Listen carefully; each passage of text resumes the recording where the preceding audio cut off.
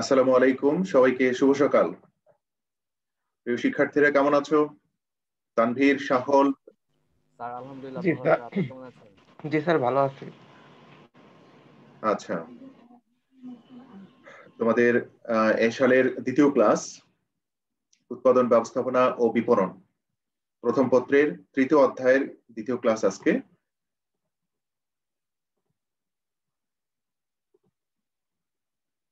তাই না? আমরা প্রথম দিন আমাদের তাহলে আজকে পড়েছিলাম। প্রথম ক্লাস। হ্যাঁ, আপনার সাথে আমাদের আজকে প্রথম ক্লাস ব্যবসা। উৎপাদন ব্যবস্থাপনা ও বিপণন।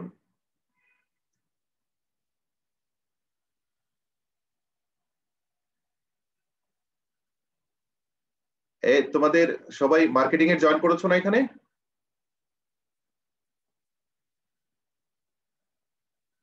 হ্যাঁ,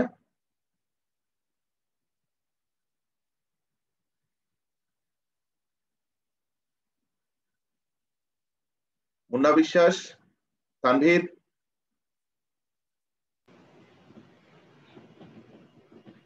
তানভীর শুনতে পাচ্ছো? জি স্যার, শুনতে পাচ্ছি।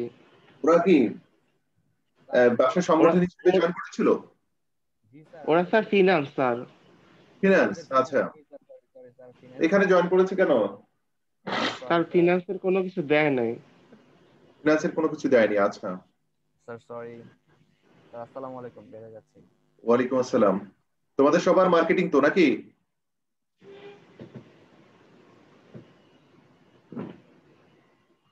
জি স্যার, এখন স্যার আমি স্যার একা এখন। No problem.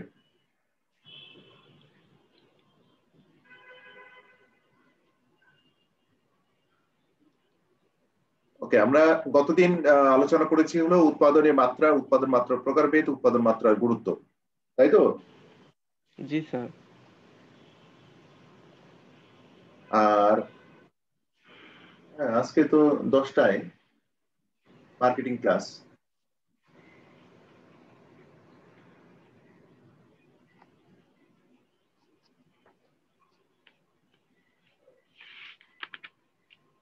ওকে, আজকে আলোচনা হবে হচ্ছে মিতব্যয়ী উৎপাদন মাত্রা কি, মিতব্যয়ী উৎপাদন মাত্রার সাথে জড়িত ব্যয়সমূহ, অমিতব্যয়ী উৎপাদন মাত্রা কাকে বলে, মাত্রাজনিত ব্যয় সংকোচন, অর্থাৎ মিতব্যয়ী উৎপাদন মাত্রার ব্যয় সংকোচনের কারণগুলো কি কি।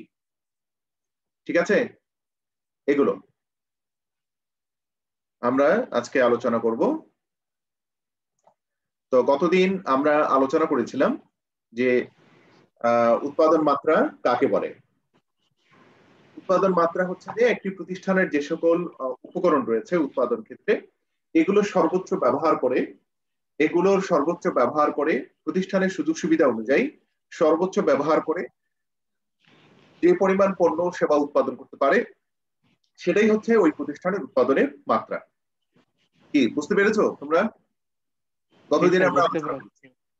একটি প্রতিষ্ঠানের উৎপাদন করতে ভূমি, শ্রম, মূলধন, সংগঠন ইত্যাদি ব্যবহার করতে হয়। এগুলোর সর্বোচ্চ ব্যবহার করতে হয় এবং প্রতিষ্ঠানের সুযোগ সুবিধার আলোকে যতটুকু ভূমি, শ্রম, মূলধন, সংগঠন রয়েছে এগুলোর সর্বোচ্চ ব্যবহার করে ওই প্রতিষ্ঠান যে পরিমাণ পণ্য ও সেবা সামগ্রী উৎপাদন করতে পারে, তাই হচ্ছে ওই প্রতিষ্ঠান উৎপাদন মাত্রা। তাহলে এই উৎপাদন মাত্রাকে আমরা বলেছি যে বাংলাদেশ শিল্প নীতি হচ্ছে 2016। এ অনুযায়ী উৎপাদন মাত্রাকে ওরা 4টি ভাগে ভাগ করা হয়েছে, মানে প্রধানত 3টি ভাগ। একটা হচ্ছে ক্ষুদ্রায়তন শিল্প উৎপাদন, মাঝারি আয়তন উৎপাদন আর বৃহদায়তন উৎপাদন। এগুলো ক্লাসিফিকেশন আমরা গতদিন দেখেছি, এই চিত্রটা তোমাদেরকে লিখতে দেওয়া হয়েছিল। লিখেছো তোমরা সবাই? অলিদ, সিয়াম, তানভীর? জি স্যার, লিখেছি স্যার। অলিদ, না লিখলে বলো, অসুবিধা নেই। সিয়াম, তানভীর জি স্যার। লিখেছো? স্যার লিখছি স্যার, আচ্ছা, মনে ছিল না। হ্যাঁ, মুখস্থ হয়েছে? জি স্যার, এমনি বলতে পারবো। আচ্ছা, বলতে পারবে, তাহলে আমি একটু ধরার চেষ্টা করি। হচ্ছে মাঝারি প্রতিষ্ঠানের, বাণিজ্যিক ও সেবা ধরনের প্রতিষ্ঠানের শ্রমিক সংখ্যা কত? স্যার 51 থেকে 120 জন। 51 থেকে 120 জন, রাইট। আর শ্রমঘন শিল্প প্রতিষ্ঠানের উৎপাদনধর্মী শ্রমঘন শিল্প প্রতিষ্ঠানের সর্বোচ্চ শ্রমিক সংখ্যা কত হবে মাঝারি আয়তন উৎপাদন মাঝারি শিল্প প্রতিষ্ঠানে? স্যার 1000, সর্বোচ্চ 1000। আর বৃহৎ আয়তনের ক্ষেত্রে 1000-এর স্যার 1000 জনের অধিক। অধিক, রাইট, 1000 জনের বেশি হতে হবে। এই চার্টটুকু মুখস্থ না থাকলে এই অধ্যায় থেকে তোমাকে অ্যান্সার করা কঠিন হয়ে যাবে, করতেই পারবে না। এই তুমি যেভাবেই অ্যান্সার করো না কেন তোমাকে এই তথ্যগুলো উপস্থাপন করতেই হবে। তোমাকে যদি ক্ষুদ্র শিল্পের কথা বলে তাহলে এই কথাগুলোই তোমাকে বলতে হবে। ধরে নাও যে 70 লক্ষের কথা বলা হয়েছে, মানে 1 কোটির কথা বলা হয়েছে। উৎপাদনধর্মী প্রতিষ্ঠানে 1 কোটি টাকা বিনিয়োগ করা হয়েছে এবং শ্রমিক সংখ্যা 31 জন থেকে 120 জন। তাহলে কোন শিল্প প্রতিষ্ঠান হবে?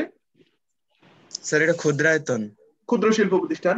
তাহলে ক্ষুদ্র শিল্প প্রতিষ্ঠানের ব্যাখ্যায় তোমাকে বলতে হবে যে শিল্প প্রতিষ্ঠানে ভূমি এবং দালান কোঠা বাদ দিয়ে বিনিয়োগকৃত মূলধনের পরিমাণ 75 লক্ষ থেকে 15 কোটি টাকা এবং শ্রমিক সংখ্যা 31 জন থেকে 120 জন। ওই প্রতিষ্ঠানকে ক্ষুদ্র শিল্প প্রতিষ্ঠান বলা হয়। ঠিক আছে না? উদ্দীপকে দেখা যায় যে বিনিয়োগকৃত মূলধনের পরিমাণ 1 কোটি টাকা, যা 75 লক্ষ এবং 75 লক্ষ থেকে 15 কোটি টাকার মধ্যে পড়ে। সুতরাং এটি ক্ষুদ্র শিল্প প্রতিষ্ঠান। এভাবেই তো লিখতে হবে নাকি? জি স্যার। রাইট। এই কথাগুলো, এই উত্তরটুকু লিখতে গেলেই তোমাকে এই ব্যাখ্যাটুকু জানতে হবে, অবশ্যই জানতে হবে। কয়বার করে লিখেছো বলো? স্যার একবার। একবার। তাহলে আরো একবার তোমরা বাসায় লিখবে। হোমওয়ার্ক কিন্তু আছে, এটাও কিন্তু আজকের হোমওয়ার্কে দিয়েছি। এখন আজকের প্রশ্ন ছিল মিতব্যয়ী উৎপাদন মাত্রা কাকে বলে? মিতব্যয়ী, ইকোনমিক। মিতব্যয়ী মানে কি বলো তো দেখি? মিতব্যয়ী কে বলতে পারবে সাধারণ ভাষায়? স্যার অপচয় না করা। হ্যাঁ, অতিরিক্ত খরচ না করা। অতিরিক্ত খরচ করা না। অতিরিক্ত খরচ না করা, মিতব্যয়ী হচ্ছে অতিরিক্ত খরচ না করা। ঠিক আছে? জি স্যার।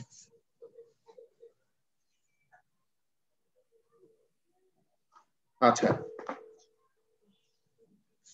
মিতব্যয়ী হচ্ছে অতিরিক্ত খরচ না করা।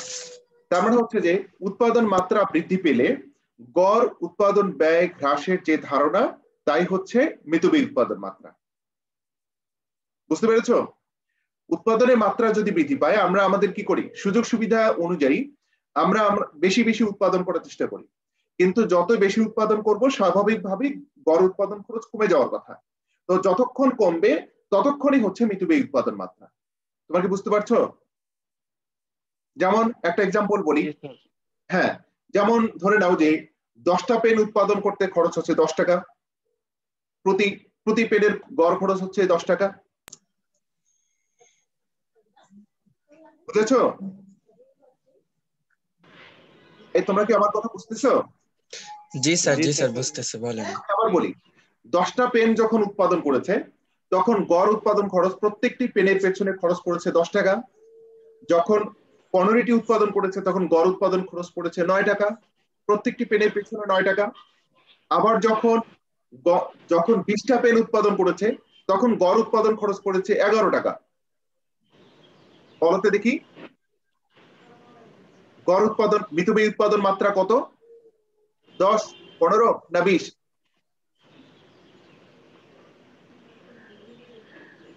স্যার 10। 10 কেমনে? স্যার বুঝি নেই, তাহলে আরেকবার একটু বলেন। যখন 10টা পেন উৎপাদন করেছে তখন প্রত্যেকটি পেনের পেছনে খরচ পড়েছে 10 টাকা করে। আবার যখন 15টা উৎপাদন বাড়িয়ে যখন 15টা উৎপাদন করেছে তখন প্রত্যেকটি পেনের খরচ পড়েছে 9 টাকা, প্রত্যেকটি পেনের পেছনে 9 টাকা। আবার বৃদ্ধি করেছে যখন 20টা পেন উৎপাদন করলো তখন গড় উৎপাদন খরচ হয়েছে প্রত্যেকটি পেনের পেছনে 11 টাকা। বলতে দেখি মিতব্যয়ী উৎপাদন মাত্রা কত? স্যার 15। কারণ কি? স্যার এখানে উৎপাদন ব্যয় কম, সবচেয়ে গড় উৎপাদন ব্যয় সর্বনিম্ন হয়েছে। আমরা হ্যাঁ এটাই বলতে চাচ্ছি যে উৎপাদনের মাত্রা বৃদ্ধি পেলে গড় উৎপাদন ব্যয় হ্রাসের যে ধারণা, তাই হলো মিতব্যয়ী উৎপাদন মাত্রা। তাহলে যে উৎপাদন ধারণায় উৎপাদনের মাত্রা বৃদ্ধি করা হলে একক প্রতি উৎপাদন ব্যয় হ্রাস পেতে থাকে, মাত্রা জনিত ব্যয় সংকোচন ধারণা বা মিতব্যয়ী উৎপাদন মাত্রা বলে। এটা কি ক্লিয়ার তোমাদের কাছে? জি স্যার। তুমি যতক্ষণ বৃদ্ধি করবে উৎপাদন বাড়াও, কোনো অসুবিধা নেই, কিন্তু গড় উৎপাদন খরচ যতক্ষণ কমবে ওটাই হচ্ছে মিতব্যয়ী উৎপাদন মাত্রা, সর্বনিম্ন হতে হবে। কিন্তু যদি উৎপাদন ব্যয় না কমে উৎপাদন ব্যয় বৃদ্ধি পেতে থাকে তাহলে কি সেটা মিতব্যয়ী হবে? না স্যার, হবে না। সেটা কি হবে তাহলে? স্যার উৎপাদন খরচ বৃদ্ধি পেতে থাকবে। সেটা কি হবে তাহলে? অমিতব্যয়ী হবে। কি হবে? অমিতব্যয়ী। অমিতব্যয়ী। আচ্ছা, এবার আসলে দেখি মিতব্যয়ী উৎপাদন মাত্রার সাথে জড়িত ব্যয়সমূহ। আমরা যখন উৎপাদন করি তখন উৎপাদনের সময় কত ধরনের ব্যয় হয়ে থাকে বলতো? কত ধরনের ব্যয় হয়? তোমাকে স্ক্রিনে দেখতে পাচ্ছ কিছু? জি স্যার, দুই ধরনের। দুই ধরনের ব্যয় হয়। কি কি ব্যয় হয়? স্যার পরিবর্তনশীল ব্যয় পরিবর্তনশীল ব্যয়, স্থির আর ব্যয়। স্থির ব্যয়। স্থির ব্যয়, রাইট। পরিবর্তনশীল ব্যয় আর একটা হচ্ছে স্থির ব্যয়। তাহলে পরিবর্তনশীল ব্যয় কাকে বলে, স্থির ব্যয় কাকে বলে? পরিবর্তনশীল ব্যয় অলওয়েজ পরিবর্তনশীল আর স্থির ব্যয় অলওয়েজ স্থির থাকবে। তোমরা তো অ্যাকাউন্টিং করো, ফিক্সড কস্ট আর ভেরিয়েবল কস্ট তোমরা তো জানো, নিশ্চয়ই জানার কথা। তাহলে পরিবর্তনশীল ব্যয় কাকে বলে? যে ব্যয় উৎপাদন হ্রাস বৃদ্ধির সাথে সাথে যে ব্যয় হ্রাস বৃদ্ধি ঘটে সেই ব্যয়কে পরিবর্তনশীল ব্যয় বলে। বুঝেছো? জি স্যার, একটু আগে যে উদাহরণটা দিলেন সেটাই তো পরিবর্তনশীল ব্যয়ের। পরিবর্তনশীল ব্যয়, ধরে নাও যে একটা পেন উৎপাদন করতে 5 টাকা খরচ হয়, তাহলে দুইটা পেন উৎপাদন করতে 10 টাকা খরচ হবে, ঠিক কিনা? জি জি। তিনটা পেনে কত টাকা খরচ হবে? তিনটা পেন উৎপাদন করলে 15 টাকা, চারটা পেনে 20 টাকা। 20 টাকা। 20 টাকা। অর্থাৎ আবার যদি তুমি 15টা উৎপাদন করো তাহলে কতটা লাগবে, কত টাকা খরচ হবে? না। তোমরা কি বুঝতেছো না আমার কথা? স্যার 75। এই ছেলে, তিনটা পেন উৎপাদন করতে 15 টাকা খরচ হবে, চারটা পেন 20 টাকা, পাঁচটা পেন 25 টাকা। অর্থাৎ এই উৎপাদন বৃদ্ধি হ্রাস বা বৃদ্ধির সাথে সাথে যে ব্যয় হ্রাস বৃদ্ধি ঘটে, পরিবর্তন ঘটে, সেই ব্যয়টাই হচ্ছে পরিবর্তনশীল ব্যয়। বুঝছো?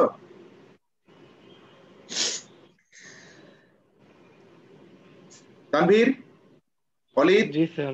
অহিব, জি স্যার, বুঝতে পারছি স্যার। হ্যাঁ, আমরা বলছি যে উৎপাদন হ্রাস বৃদ্ধির সাথে সাথে যে ব্যয় অলওয়েজ পরিবর্তন ঘটে সেই ব্যয়টাকে বলা হয় পরিবর্তনশীল ব্যয়।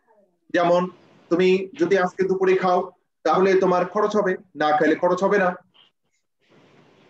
তুমি যদি আজকে মজুরি একজন শ্রমিক নাও, শ্রমিকদের মজুরি দিতে হবে, আজকে যদি শ্রমিক না নাও তাহলে মজুরি দিতে হবে না, ঠিক কিনা বলো তো দেখি?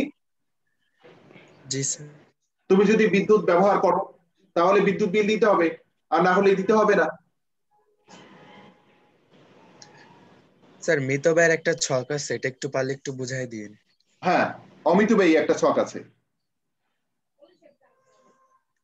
তাহলে দেখো, কাঁচামাল এবং উপকরণ ব্যয়, মজুরি ব্যয়, এগুলো হচ্ছে আমাদের পরিবর্তনশীল ব্যয়।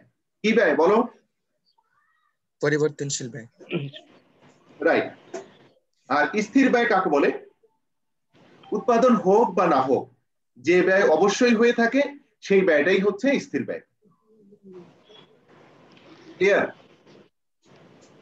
জি স্যার।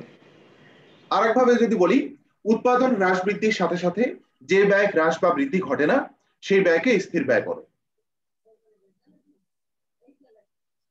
তাকে বুঝো নাই? বুঝেছো?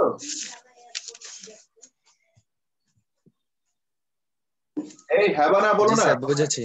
হ্যাঁ, যেমন হচ্ছে তোমরা বাসা ভাড়া, বলো তো দেখি, বাসায় তোমার থাকলেও বাসা ভাড়া দিতে হয় নাকি না থাকলেও বাসা ভাড়া দিতে হয়? স্যার দুইটাই। দুইটাই। তুমি থাকো আর না থাকো তোমাকে বাসা ভাড়া দিতেই হবে, এটা তোমার ফিক্সড কস্ট, কি ঠিক কিনা? জি স্যার, ঠিক। কিন্তু তুমি যদি তোমার হচ্ছে যে খাতা কলম আছে, এই খাতা কলম যদি তুমি ব্যবহার করো তাহলে খরচ হবে, আর ব্যবহার না করলে খরচ হবে না। তাহলে ব্যবহার করার সাথে সাথে খরচের হ্রাস বা বৃদ্ধি ঘটছে।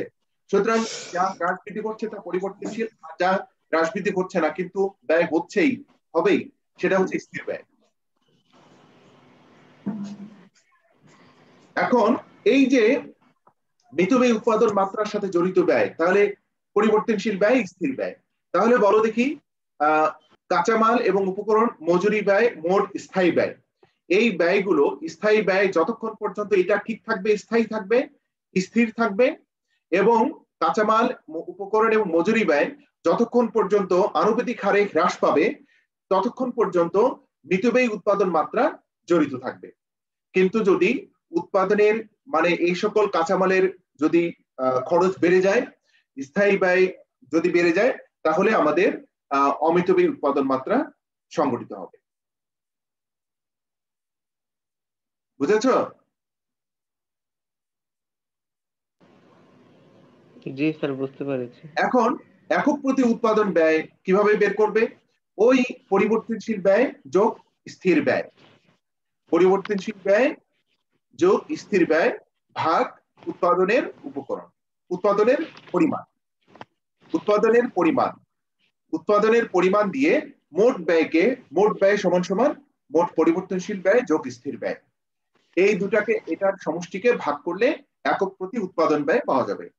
এই একক প্রতি উৎপাদন ব্যয় যতক্ষণ পর্যন্ত কমে যাবে, বৃদ্ধি করার সাথে সাথে, উৎপাদন বাড়ার সাথে সাথে উৎপাদন ব্যয় যতক্ষণ কমবে ততক্ষণ পর্যন্ত মিতব্যয়ী উৎপাদন মাত্রা তৈরি হবে। তার কোন প্রশ্ন আছে এই জায়গায়? না স্যার। এবার আসো দেখি অমিতব্যয়ী। ওই মিতব্যয়ী উৎপাদন মাত্রা সম্পূর্ণ বিপরীত ধারণা হচ্ছে আমাদের অমিতব্যয়ী উৎপাদন মাত্রা। কি এটা? যে অমিতব্যয়ী উৎপাদন মাত্রার ধারণায় উৎপাদনের পরিমাণ বৃদ্ধি করা হলে একক প্রতি গড় উৎপাদন ব্যয় বৃদ্ধি পায়। ঠিক আছে? একক প্রতি গড় উৎপাদন ব্যয় বৃদ্ধি পায়। অর্থাৎ তুমি যেমন ওই যে 10টা পেন উৎপাদন যখন করেছিলাম তখন প্রত্যেকটি পেনের গড় খরচ পড়েছে 10 টাকা। যখন হচ্ছে 15টা করেছি তখন গড় উৎপাদন খরচ পড়েছে 9 টাকা। আবার যখন উৎপাদন করা হয়েছে হচ্ছে 20টা, তখন গড় উৎপাদন খরচ পড়েছে হলো 11 টাকা। এই যে না কমে 9 টাকার কমে নিচে না এসে বরং 9 টাকা থেকে বেড়ে আরো সামনে বৃদ্ধি পেয়েছে, তখন এই ধারণাটা হচ্ছে অমিতব্যয়ী উৎপাদন মাত্রা। অর্থাৎ মিতব্যয়ী না হয়ে এর উল্টো দিকটা হয়েছে, উৎপাদন বেড়েছে, খরচও বেড়ে গিয়েছে। ক্লিয়ার? যে উৎপাদন ধারণায় উৎপাদনের মাত্রা বৃদ্ধি করা হলে একক প্রতি উৎপাদন ব্যয় বৃদ্ধি পেতে থাকে তাকে অমিতব্যয়ী উৎপাদন মাত্রা বলে। কোনো প্রশ্ন থাকলে করো এই জায়গায়।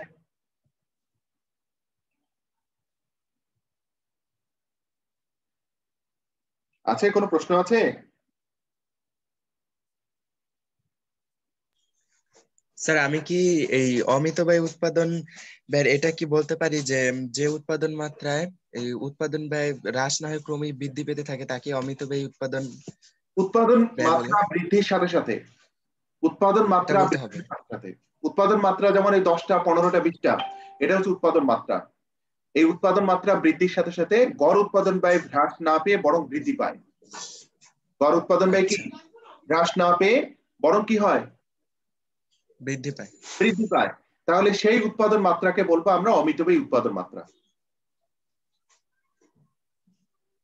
ঠিক আছে? Okay sir. ওকে। এখন আসো দেখি এই অমিতব্যয়ী উৎপাদন মাত্রা এবং মিতব্যয়ী উৎপাদন মাত্রার একটা চিত্র আমরা দেখতে চাই। 162 নম্বর পেজ বের করো। 162 নম্বর পেজ বের করেছো সবাই?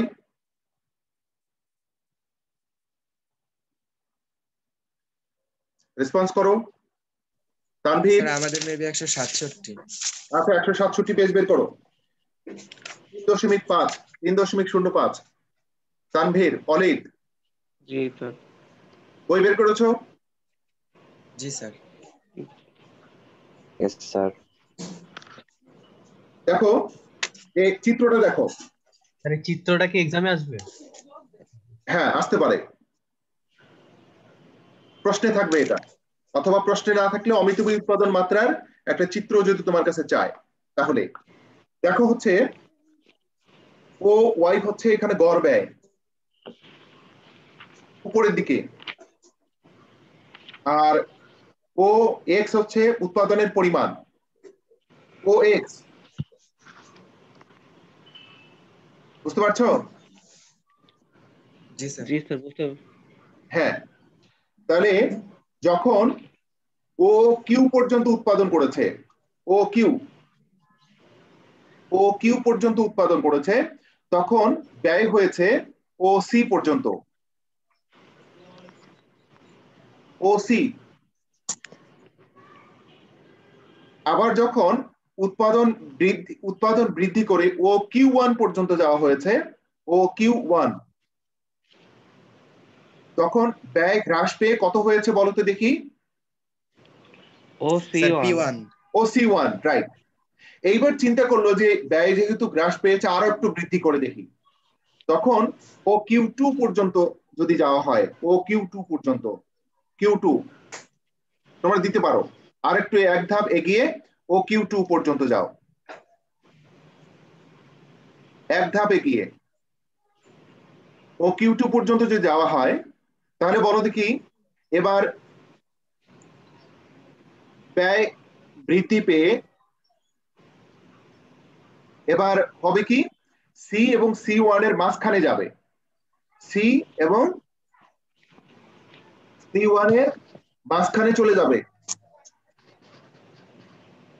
তোমাকে বুঝতে পারছো? স্যার আবার একটু বোঝাই দেন স্যার জিনিসটা। এই যে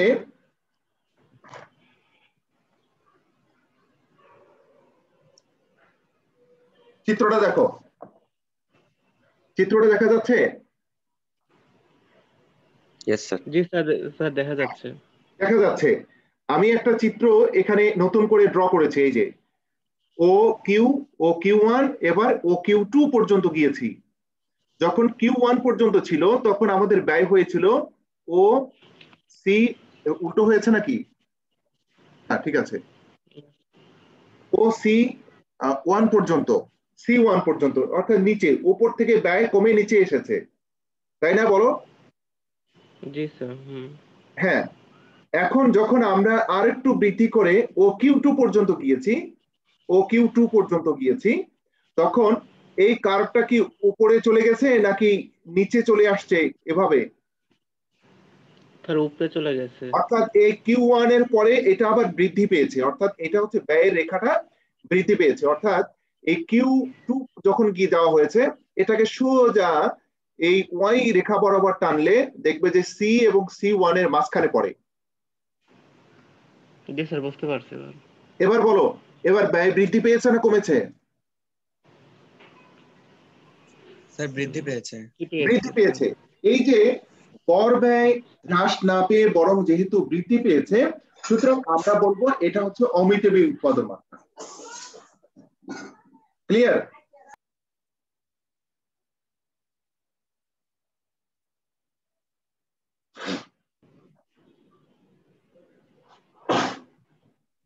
হ্যাঁ তানভীর, বুঝতে পেরেছো? অলিক? জি স্যার বুঝতে পেরেছি। সিয়াম?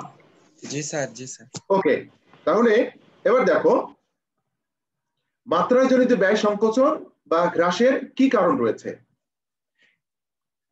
হ্রাসের কারণ, হ্রাসের কারণ হিসেবে তোমরা দেখো এই যে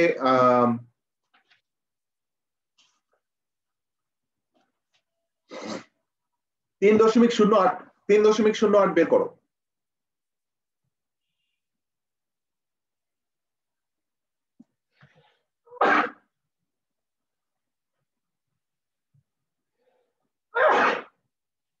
আচ্ছা, আলহামদুলিল্লাহ।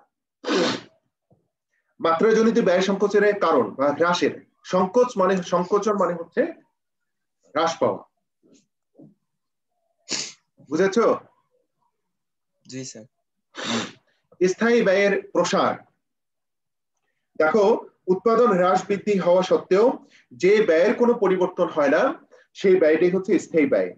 এক্ষেত্রে উৎপাদন বৃদ্ধি পেলেও মোট স্থায়ী ব্যয় বৃদ্ধি পায় না, তাই একক প্রতি স্থায়ী ব্যয় হ্রাস পেয়ে একক প্রতি মোট ব্যয় হ্রাস পায়।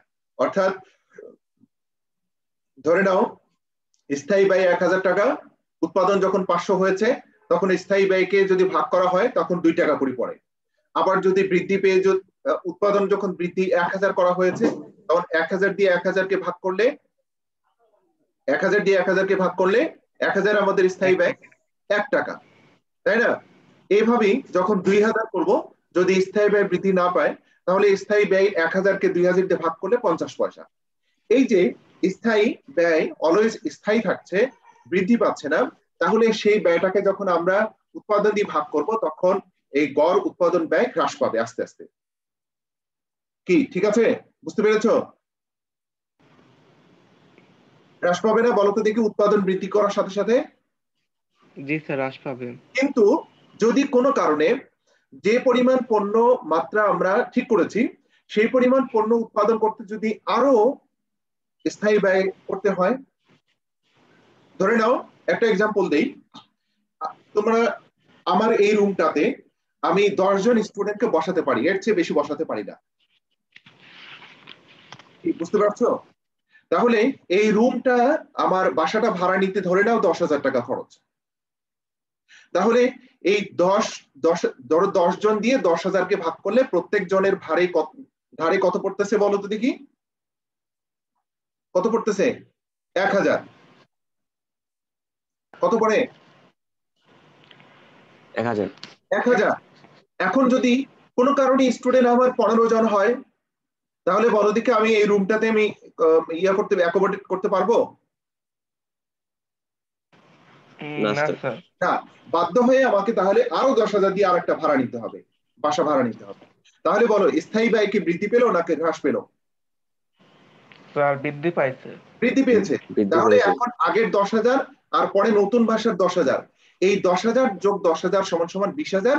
এবার 20,000কে যদি 15 জন স্টুডেন্ট দিয়ে ভাগ করা হয় তাহলে কি খরচ কি 1000-এর চেয়ে বেশি হবে না? প্রায় 1,500 হয়ে যাবে। রাইট।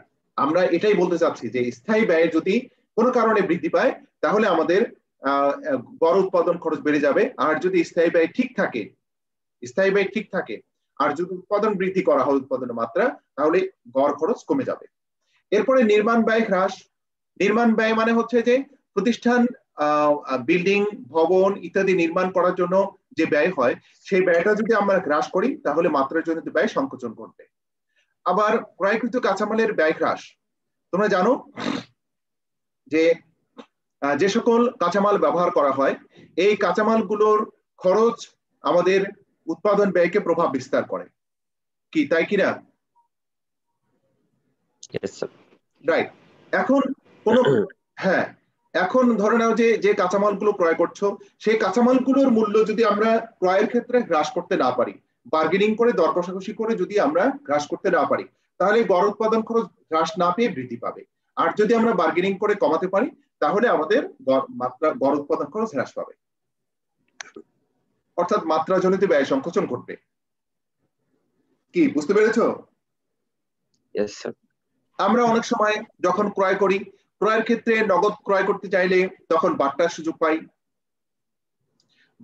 পাই, অথবা নগদ ক্রয় না করলেও অনেক সময় বাট্টার সুযোগ দেয়া হয়। সেই বাট্টার সুযোগটা যদি গ্রহণ করা হয় তাহলে প্রতিষ্ঠানে গড় উৎপাদন খরচ কমে যাবে। নগদে ক্রয় করলে অনেক সময় কি করি, 1000 টাকা মূল্য লেখা আছে, নগদে ক্রয় করলে 900 টাকায় ক্রয় করা যায়, কিন্তু বাকিতে ক্রয় করলে তোমার কাছ থেকে 1000 টাকাই আদায় করে। আছে না এরকম? হ্যাঁ। তাহলে আমরা এই বাট্টার সুযোগগুলো আমাদের অনেক সময় মাত্রাজনিত ব্যয় সংকোচের কারণ হয়ে দাঁড়ায়। এরপরে হচ্ছে প্রক্রিয়াগত সুবিধা। প্রক্রিয়া মানে হচ্ছে উৎপাদন ক্ষেত্রে যে প্রসেসগুলো মেনটেন করা হয়, এই প্রক্রিয়ার মধ্যে রয়েছে কি প্রযুক্তিগত ব্যবহার, হচ্ছে উৎপাদনের পদ্ধতি কৌশল ইত্যাদি। যে কৌশল বা পদ্ধতিগুলো ব্যবহার করা হচ্ছে, যে প্রযুক্তিগুলো ব্যবহার করা হচ্ছে, এই প্রযুক্তির পেছনে যদি অনেক খরচ হয় তাহলে উৎপাদন খরচ বেড়ে যাবে না কমে যাবে? বেড়ে যাবে। আবার আরেকটা হচ্ছে উন্নত প্রযুক্তি সম্পন্ন যে উন্নত যে সকল যন্ত্রপাতি রয়েছে সেগুলোতে বেশি উৎপাদন হয় না কম উৎপাদন হয়? বেশি। স্যার বেশি উৎপাদন। বেশি উৎপাদন হয়। তাহলে বেশি উৎপাদন হলেও প্রযুক্তির পেছনে বেশি খরচ হলেও আলটিমেটলি গড় খরচ কমে যায়, ঠিক আছে? আর পুরনো প্রযুক্তি Yes, যেগুলো sir. রয়েছে এগুলোর পেছনে খরচ কম হলেও উৎপাদন ক্ষমতা তেমন একটা নেই, এই জন্য ওগুলোর আবার খরচ অনেক সময় বেড়ে যায়। তাহলে আমরা বলতে চাচ্ছি যে প্রক্রিয়াগত যে সুবিধা রয়েছে, প্রক্রিয়াগত যে পদ্ধতিগুলো রয়েছে সেগুলোতে আমরা কি ব্যবহার করছি, কিভাবে উৎপাদন করছি তার উপর নির্ভর করবে আমাদের মাত্রাজনিত ব্যয় সংকোচন। এখন আসো দেখি বাড়ির কাজ কি থাকবে। তোমাদের কোনো প্রশ্ন আছে? বলো এই জায়গা থেকে। No sir. অমিত বেই থেকে রেসপন্স করো। স্যার আমাকে একটু আরেকবার এই মাত্রাজনিত ব্যয় সংকোচনের মাত্রাটা একটু বুঝিয়ে দেবেন। মাত্রাজনিত ব্যয় সংকোচনের এটা হ্রাসের কারণ? জি, ওই যে একটা এই লেখচিত্র ছিল যে এখানে ও কিউ লেখচিত্র যেটা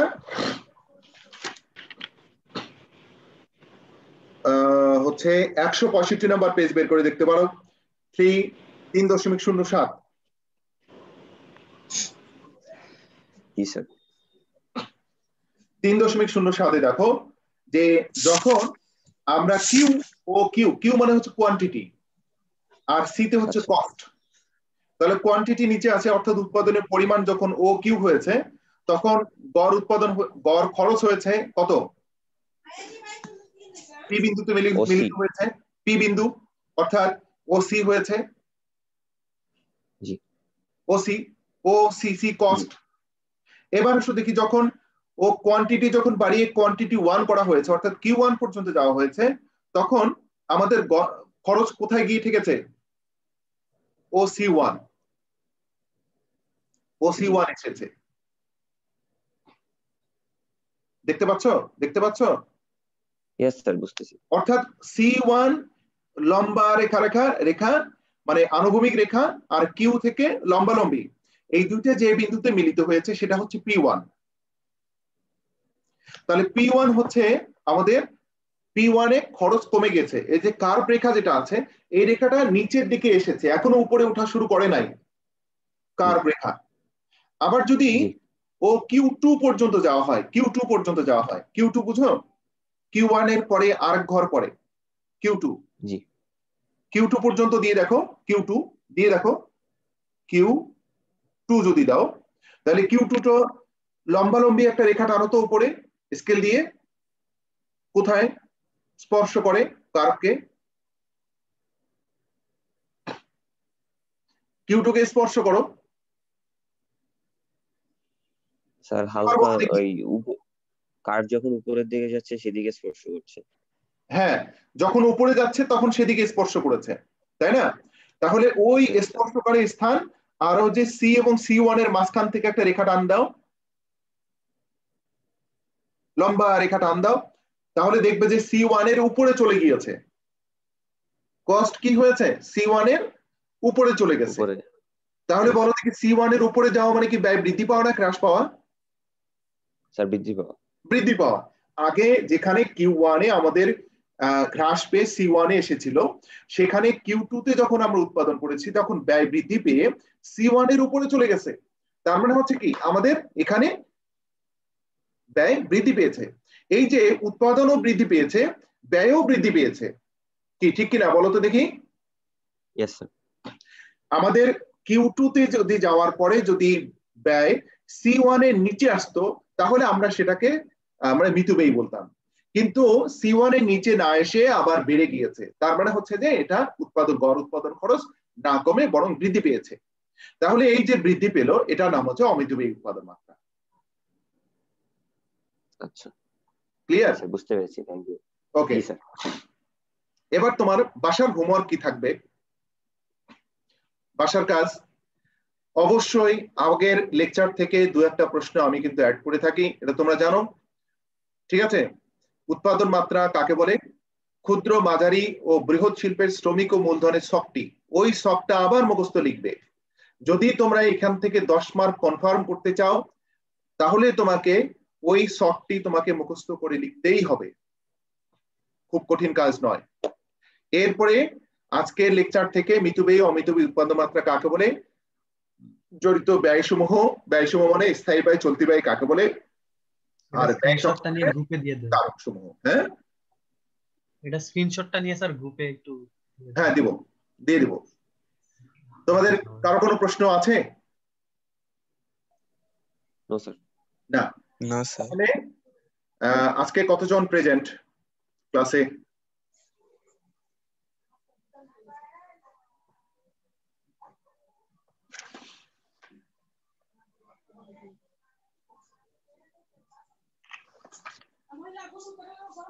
পাঁচজন। তাহলে হচ্ছে সামনে কোনো এক্সাম হতে পারে? হ্যাঁ হতে পারে।